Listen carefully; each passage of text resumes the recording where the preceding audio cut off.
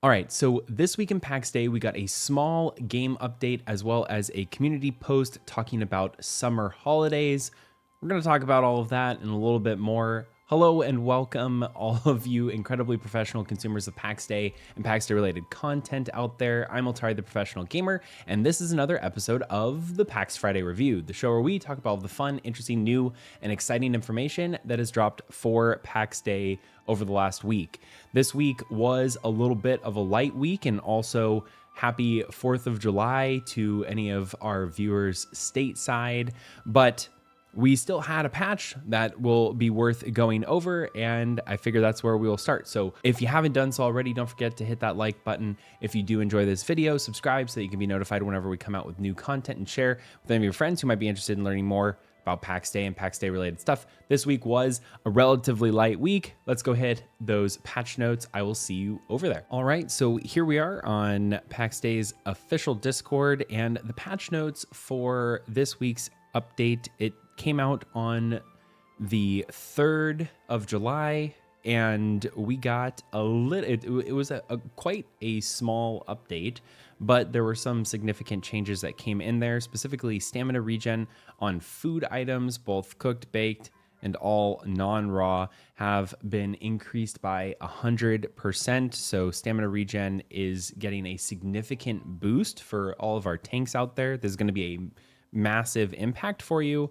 But then also raw food items that were much stronger than intended, they've been nerfed. A more holistic revamp is going to be coming in the future for these particular food items. Also, jumping stamina cost has been reduced. So for many of us who are building right now and having to climb and do all these different things, that is all being improved. They also fixed the missing status effect of the roar spell, as well as the kill mark spell now triggering upon death of the target. It should be giving you a movement speed buff after that happens. It wasn't doing that. They actually, I think, fixed this before in a past patch, but then it must have gotten broken again, and now it's fixed again. But we also have fixed an issue with the stamina feature that was existing in game, where you were able to basically not spend stamina as long as you were auto running and sprinting. That is now gone.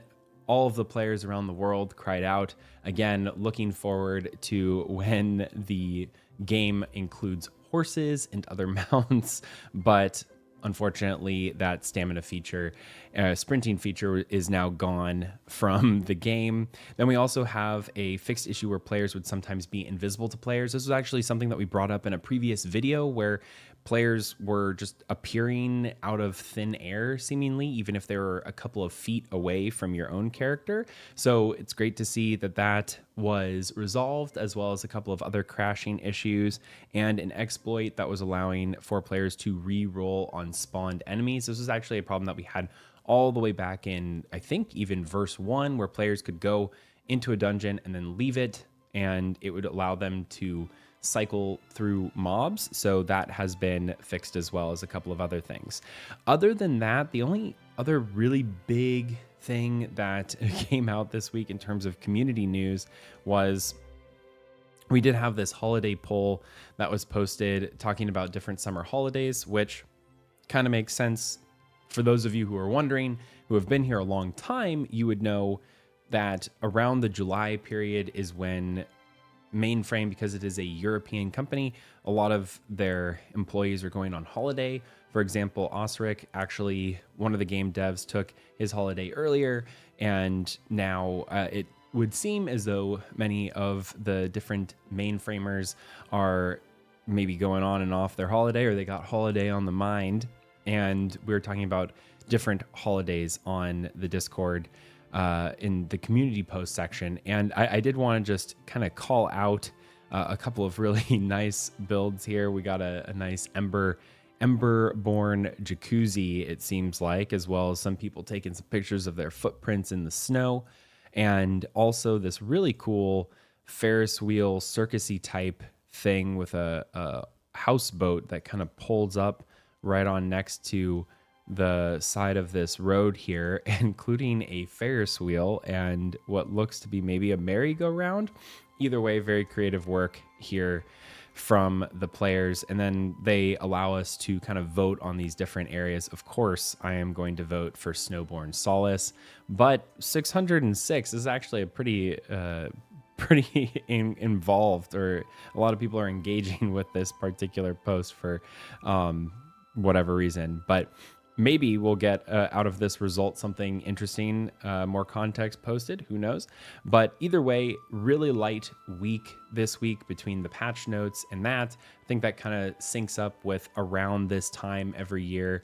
Mainframe is constantly cycling through people going on vacation for their summers. So makes sense that we're getting a little bit of a light week. I also do believe around this time last year when we went into early access was also when we got future roadmap updates. So I do think that we'll probably start seeing the verse 4 kind of outlook, the projection for the next roadmap coming pretty soon, if I had to guess. But either way, this is kind of the slightly dry spell that we always go into around the summer months. And that's just what it is. So that is where we are going to end the video for today. We do have a couple of other videos planned to come out in the coming weeks, including some PvP analyses, some builds that we have been working on and testing out that we want to share with the community as well. But hope to see you around. If you enjoyed this very short video, please don't forget to like and subscribe and share with any of your friends who are trying to stay up to date with all things Pax Dei and Pax Dei related. Until the next video, I'm Altar, the Professional Gamer.